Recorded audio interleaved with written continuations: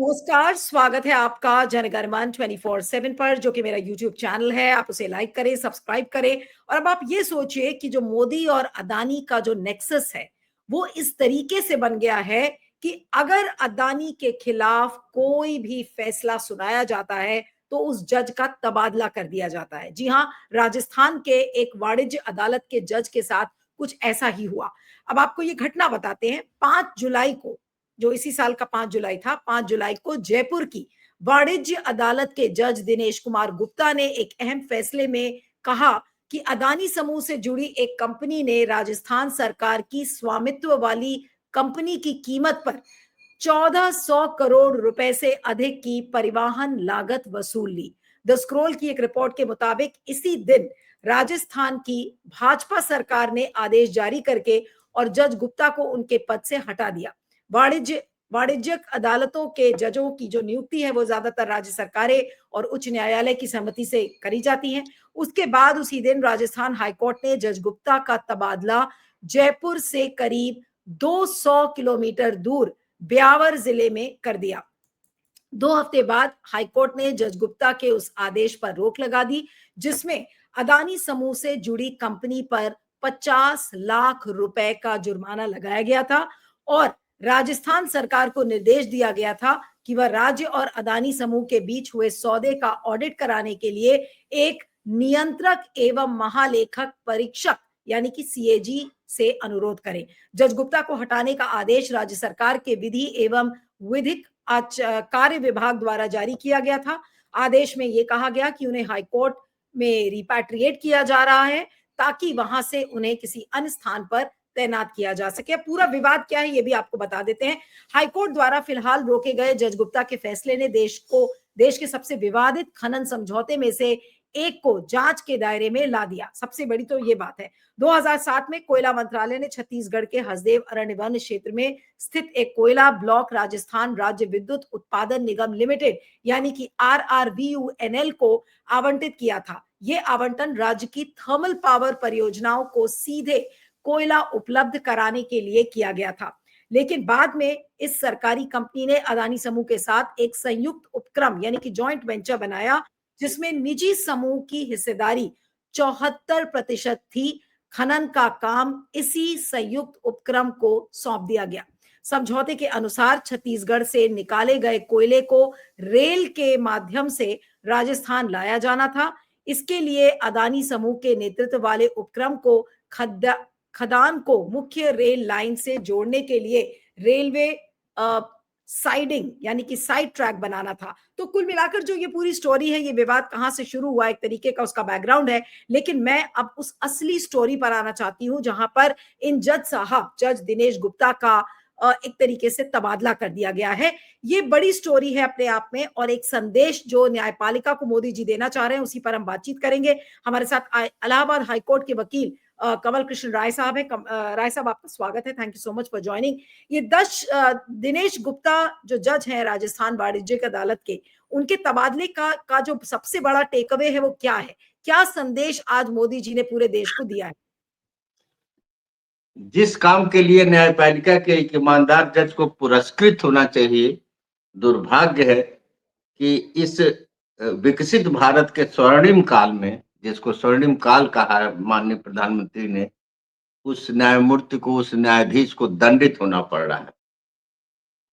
यह दुर्भाग्य है कि इस देश की पूंजी, इस देश का कारपोरेट का धन दौलत का कद इस देश की न्यायपालिका से बड़ा हो रहा है और उनको दंडित करके सिर्फ और सिर्फ एक ही संदेश दिया गया और ये संदेश निचली अदालत से लेकर सुप्रीम कोर्ट तक, यह संदेश हाई कोर्ट से लेकर सारे ट्राइब्यूनल्स को और सब कुछ को दिया गया कि अडानी जी कानून से ऊपर है, अडानी जी संविधान से ऊपर है और अडानी जी पर कानून ने अपना शिकंजा कसा तो उस पंजे को सुरक्षित नहीं रखा जाएगा। यह पहली घटना नहीं हो रही। अभी हाल में अडानी जी को सारे कानून ताक पर रख के असम प्रांत में 6 शेड्यूल की एक जमीन जो पूरे जिले भर की क्षेत्रफल की जमीन थी, उसको दे दिया गया माइनिंग के पर्पज से और हाईकोर्ट के जज अचंभित रह गए उन्होंने कहा कि ये संभव कैसे हुआ कि एक कंपनी ने पूरा जिला ले लिया, वो भी 6 शेड्यूल की जमीन को। तो अडानी जी को तो कहा गया कि बंदरगाह आप ले लीजिए, हवाई अड्डा आप ले लीजिए, बिजली आप ले लीजिए, कोयला आप ले लीजिए, खदान आप ले लीजिए, और आपके रास्ते में कोई रोड़ा अटकाने वाला है जुडिशरी, तो उसको भी आप ले लीजिए। ऐसी चर्चाएं अब बाजार में होने लगी है, बड़ा दुर्भाग्यपूर्ण है। पहले जजों की नियुक्ति की योग्यता, उसकी ईमानदारी, संविधान के प्रति उसकी निष्ठा और कानून के उसके जानकारी के कारण होती थी। आज वो ये है कि किस कारपोरेट लॉबी ने उसका नाम लॉन्च किया है, या वो लोग कौन लोग हैं जो उसको बढ़ा रहे हैं आगे, किस पूंजीपति घराने का वो चहेता है। अगर ऐसा न होता कि राजनीतिक निकटता के कारण किसी का जज होना आसान न होता, तो आप कैसे मान लेते कि आरती सेठ जो 2024 तक बंबई में भाजपा की प्रवक्ता थी, और वो भाजपा के पार्टी की तरफ से वो विपक्ष को और तमाम एंकर्स को जो है वो उल्टे सीधे जवाब देती थी, कठोर शब्दों का प्रयोग करती थी, वो 2025 में माननीय उच्च न्यायालय का शपथ ले रहे हैं। पार्टी का प्रवक्ता अगर जज हो जाए, और जज जो है जज की कुर्सी पर बैठकर पार्टी के प्रवक्ता का काम करने लगे, पार्टी हितों का संरक्षण करने लगे, तो अडानी को ही मजबूत किया जाएगा। अडानी जैसे लोग ही सुप्रीम कोर्ट तक उनके हाथ पहुंच गए थे, इसीलिए 4 जज, जिसमें ये गोगोई साहब खुद भी थे, इन लोगों ने वर्किंग आवर्स में प्रेस कॉन्फ्रेंस किया सुप्रीम कोर्ट के परिसर में, और कहा कि चीफ जस्टिस ऑफ इंडिया कानून के खिलाफ अब कौन सा मुकदमा किस जज को जाएगा वो तय कर रहे हैं। आप देखिए आप जस्टिस त्रिवेदी जी, मेरे ख्याल से नाम था, जो गुजरात से आई थी, उनके विदाई के समारोह में हमारे कपिल सिब्बल ने कहा था कि आप ये पर्पजली आपके इनके यहाँ वो बेल भेजे जाते हैं जिनको जानते थे लोग कि ये बेल नहीं देंगी। उमर खालिद से लेकर और बहुत सारे लोगों के ऐसे किस्से हैं जिनको जो ये बता देते थे कि अगर इस बेंच में गया तो इसमें इनको कोई किसी तरह की रिलीफ नहीं हुई, और बेल एप्लीकेशन वापस भी लेना पड़ा एक बार जो है। तो सुप्रीम कोर्ट से लेकर हाई कोर्ट तक एक तरह से कमिटेड जुडिशरी की तस्वीर बनती हुई दिखाई दे रही है, कि जो सत्ता प्रतिष्ठान है, जो सरकार की नियत है, उसके खिलाफ हमको नहीं जाना है। इसीलिए आप देखिए जस्टिस क्या नाम था उनका, justice Abhijit Bandopadhyay Calcutta high court के, उन्होंने इस्तीफा दिया, और इस्तीफा देकर कहा कि मैं जब जब जज था तब भी राष्ट्रीय स्वयंसेवक संघ के संपर्क में था, और इस्तीफा इसीलिए दे रहा हूं कि मुझे संघ के आदर्शों के इन अनुरूप काम करना हो। भाजपा ज्वाइन की, आज माननीय लोकसभा के सदस्य हैं। तो जो आप सोच लीजिए कि एज ए जस्टिस जिस आदमी ने ममता बनर्जी को कम से कम 12 बार सीबीआई जांच के आदेश दिए, तो ये तो साबित हो रहा है कि अभिजीत बनर्जी का एक भी आदेश न्याय सम्मत नहीं रहा होगा, सही नहीं रहा होगा। ममता बनर्जी की सरकार को गिराने के लिए न्यायपालिका को उसने उपयोग किया था। ममता बनर्जी की लोकप्रियता थी, या उसकी हिम्मत थी, या उसको जन समर्थन जिस तरह से था, उनके सरकार आपने नहीं गिरा पाए। लेकिन सुप्रीम कोर्ट की सुनवाई के बावजूद महाराष्ट्र में सरकार नहीं बचा पाए। सुप्रीम कोर्ट कहती रही कि ये इलीगल बना हुआ है, लेकिन उसने उस सरकार को हटाने का काम नहीं किया, और पूरा कार्यकाल एक इलीगल गवर्नमेंट सुप्रीम कोर्ट के आदेश से चल गई। तो इसका क्या मतलब निकाला जाए कि जो एक इलीगल गवर्नमेंट को चलने के लिए सुप्रीम कोर्ट के आदेश का उपयोग किया गया। अदरवाइज सुप्रीम कोर्ट क्यों कहती कि ये इलीगली फॉर्म गवर्नमेंट है और इसमें स्पीकर को कोई राइट नहीं है। और ये टेक्निकल प्ली क्यों लेती कि ठाकरे साहब अगर रिजाइन न किए होते तो इनको रिस्टोर कर देते। बिल्कुल। फिर आर्टिकल 142 की पावर का एक्सरसाइज आप कब करेंगे? केवल मंदिर और मस्जिद के लिए करेंगे। कंप्लीट जस्टिस वहां पर है कि जहां पर आपने सारे सबूत पाए कि यह मस्जिद था और यहाँ पर कभी भी मंदिर तोड़ के नहीं बनाया गया, और 1949 तक 600-700 साल तक यहाँ नमाज पढ़ी, वहां आपने फैसला कर दिया कि अब यहाँ मंदिर बनेगा। इसमें तो आपने नहीं देखा कि कंप्लीट जस्टिस ये है कि रिस्टोर करो। इलाहाबाद हाईकोर्ट ने तो रिस्टोर किया था। जगदम्बिका पाल जब चीफ मिनिस्टर की कुर्सी पर बैठे तो उन्होंने कहा कुछ नहीं, जो चीफ मिनिस्टर थे उनको पुनः हम रिस्टोर करते हैं, उनको पूरा रिवाइव करते हैं। जस्टिस का मतलब है कि किसी पार्टी या किसी विचारधारा या किसी सरकार का प्रवक्ता वो न बने, नहीं तो उसकी वही हाल होगी। अभी विपुल पंचौली साहब ऑनरेबल सुप्रीम कोर्ट के जज हुए हैं, उनकी विशेषता के बारे में यह कहा जाता है कि वो उन्होंने राहुल गांधी को सजा किया था गुजरात में डिफेमेशन केस में, और एक ऐसी सजा थी जिसका माखौल सुप्रीम कोर्ट में जब वो एसएलपी हुआ तो सुप्रीम कोर्ट ने रिडिकूल किया कि how can a maximum punishment can be given to a person who is first offender.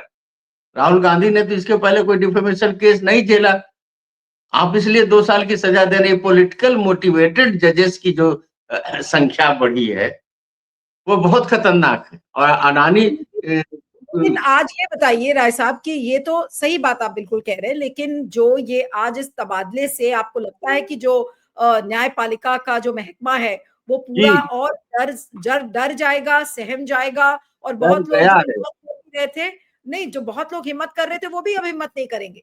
बिल्कुल बहुत देखिए न्यायपालिका तो तभी डर गए थे जब जस्टिस लोया का हश्र हुआ और सुप्रीम कोर्ट तक उसको कोई इंसाफ नहीं मिला। सारी दुनिया जानती थी कि जस्टिस लोया कौन सा मुकदमा देख रहे थे और जस्टिस लोया के कलम में के नीचे किसकी गर्दन दबी हुई थी और जस्टिस लोया की मौत की क्या कहानी है, सारी दुनिया देख रही थी। लेकिन सुप्रीम कोर्ट ने ऐसा कुछ नहीं पाया कि इनकी मौत संदिग्ध थी। उसी समय से इस देश की जुडिशरी की ये सारे जल गए थे कि हम हेड ऑन कोलिजन नहीं ले सकते हैं इस सरकार सत्ता से। यह निरंकुश सत्ता है, संविधान के आदर्शों पर नहीं चलने वाली है, किसी भी कीमत पे ये ऑटोक्रेट हो सकती है, डिक्टेटरशिप के रास्ते पे जा सकती है। और ये न्यायपालिका को अपने तरीके से, इसीलिए सारी बहस अब आ रही है कि ये कॉलेजियम सिस्टम खत्म किया जाए ताकि जो संघ और भाजपा और आरएसएस से जुड़े हुए विचारधारा के लोग हैं उनके जरिए इस न्यायपालिका को भरा जाए। तो ये तो तैयारी चल रही है। इसमें एक गुनाह उस जज से हो गया जिसने अडानी को दोषी माना और दंडित कर दिया। और जब जज साहब को दंड दिया गया तो जज साहब को दंड के बहाने सारे जुडिशरी को बता दिया गया कि जिनके मोदी जी से यारी है, जिनके हितों की रक्षा के लिए मोदी जी विश्व भ्रमण करते हैं, दुनिया जाकर एमयू साइन करते हैं, छोटे छोटे देशों में जाकर वहां के सर्वोच्च पुरस्कार लेने का मैनेजमेंट करते हैं, जहाँ पे इंडियंस क्या डायस्पोरा कहते हैं उसको इकट्ठा करके अपना नारा लगवाते हैं। उसका पर्पज यही है कि अडानी के जितने वहां पर काम क्या निकाले जा सकते हैं, कोयला वहां पर हो या उनको बिजली की सप्लाई हो या वहां पावर सेक्टर में हो या वहां बंदरगाह उनका बनाया जाए। साइप्रस में जो टैक्स फ्री हेवन कंट्री कहा जाता है वहां अडानी जी के भाई खुद रह रहे हैं। और वहीं साथ राजीव कुमार भी हैं जो पिछले इलेक्शन कमिश्नर हैं, उन्होंने भी अपने एक सुरक्षित जगह वहां पर खोज ली है। तो जुडिशरी को बिल्कुल पंगु करने, ऋण विहीन करने की कोशिश हो रही है और सर्वोच्च न्यायालय तक इसके तो मिलने आपने जो लगी। ये कहा कि अदानी जो रीढ़ विहीन और पंगु कर दिया है न्यायपालिका को, जुडिशरी को, तो ये काम तो मोदी और अदानी ने मिलकर कर दिया है कि मोदी और अदानी ने एक तरीके से न्यायपालिका को कुचल दिया है। कुचलने की कोशिश हो रही है, ऋण विहीन करने की कोशिश हो रही है। और ये साफ दिख रहा है क्योंकि अब तो ये भी तय है ना कि अगर अडानी जी का कोई मुकदमा होगा तो किस जज के पास जाएगा, ये भी मैनेजमेंट ये लोग देख रहे हैं। जो रोस्टर का मामला आया था और जिसको लेकर यहाँ 4 जजों ने, सुप्रीम कोर्ट के सीनियर मोस्ट जजों ने प्रेस कॉन्फ्रेंस करके प्रोटेस्ट किया था, वो तो यही है। वो जस्टिस क्या नाम था, जस्टिस गुप्ता, प्रशांत भूषण जी, तो उन्होंने ना गिना के कहते हैं कि कितने हजार करोड़ का फायदा उन्होंने अडानी को अपने जजमेंट के जरिए पहुंचाया और सारे जजमेंट जो है वो मैनिपुलेटेड थे। तो करप्शन कहीं और हो तो चल सकता है, जुडिशरी में नहीं चल सकता। जुडिशरी अगर करप्ट होने लगी, पॉलिटिकली मोटिवेटेड होने लगी और सत्ता के दबाव में चलने लगी, अडानी देखते देखते अडानी का कुल इमरजेंस भारत के कॉर्पोरेट दुनिया में वो 2014 से है। उसके पहले अडानी को कोई नहीं जानता था और अडानी इधर फिर जैसे एक अंबानी का भाई इस समय मुसीबत में फंसा हुआ है जिसको राफेल का ठेका मिला था। उसी तरह अडानी भी इस समय अडानी की स्थिति है कि अमेरिका नहीं जा सकते, वहां वारंट है, और उसी वारंट के चलते हमारे प्राइम मिनिस्टर के कुछ और खासम खास लोग भी अमेरिका नहीं जा पा रहे हैं। तो अडानी एक तरह से वांटेड आदमी है। अडानी के पूंजी की ताकत में गिरावट आ रही है, इसीलिए डोमेस्टिक उसमें और छोटे छोटे देशों में उसको फायदा पहुंचाने के लिए हमारे माननीय मोदी जी छटपटा रहे हैं। और सबसे बड़ी बात है कि आप इंडिगो के स्ट्राइक के बाद देखा किस तरह का इंफ्रास्ट्रक्चर इन्होंने पूरे इस एयरपोर्ट्स का और उसके संसाधनों का कर दिया है, और उस पर आप अडानी को सारे हवाई अड्डे बेचने जा रहे हैं। 13 के 13 हवाई अड्डे। बनारस हवाई अड्डे का नाम लाल बहादुर शास्त्री एयरपोर्ट था, अब जाइए तो लिखा रहता अडानी लाल बहादुर शास्त्री। तो लाल बहादुर शास्त्री पहले भी नहीं है, पहले अडानी जी रहेंगे, फिर लाल बहादुर शास्त्री रहेंगे। और इतना सब कुछ वहां महंगा कर दिया कि नवी मुंबई का एकदम नया एयरपोर्ट जिसमें लैंड से लेकर सब कुछ अडानी के हाथ में, अरबों खरबों उतने रुपए की तो आप कल्पना आप नहीं कर सकते, जितने रुपए के प्रोजेक्ट वो दुनिया के सबसे आधुनिक बताया जा रहा है एयरपोर्ट। और उसके लिए इतना लैंड एक्विजिशन हुआ है, इतने किसानों और आदिवासियों की जमीनों को से वो हाथ धोना पड़ रहा है, इतने वहां के वन संपदा काटी गई और प्राकृतिक नुकसान हुआ, लेकिन सिर्फ और सिर्फ पर्पज क्या, अडानी। 7 एयरपोर्ट ये अडानी से भी जुड़े रहे होंगे। यूपी में जो 7 एयरपोर्ट का उद्घाटन प्रधानमंत्री जी ने किया, उसके बारे में कहा जाता है कि अब 7 एयरपोर्ट बंद हो गया। तो मैं आपसे बात समझना चाह रही हूँ कि जितने भी कहाँ भी जहां पे भी केसेस अगर अब अडानी के खिलाफ फाइल हो रहे हैं, या लोग पीआईएल कर रहे हैं, या जो भी है, बाकी देशों में देखिए, आपने देखा होगा केन्या में और कुछ और देशों में भी उनके खिलाफ जहां पर था, वहां पर तो वहां की अदालतों ने उनके खिलाफ फैसला सुनाया, वहां के लोग वहां पर खड़े हुए। लेकिन यहाँ के लोगों को तो इसी तरीके से अदालतों को चुप करा दिया जाएगा और लोगों को भी मरवा दिया जाएगा या चुप करा दिया जाएगा। तो क्या कहे कि क्या अब भारत में अडानी के खिलाफ कोई केस दर्ज नहीं होगा? अब ये तो नजीर है।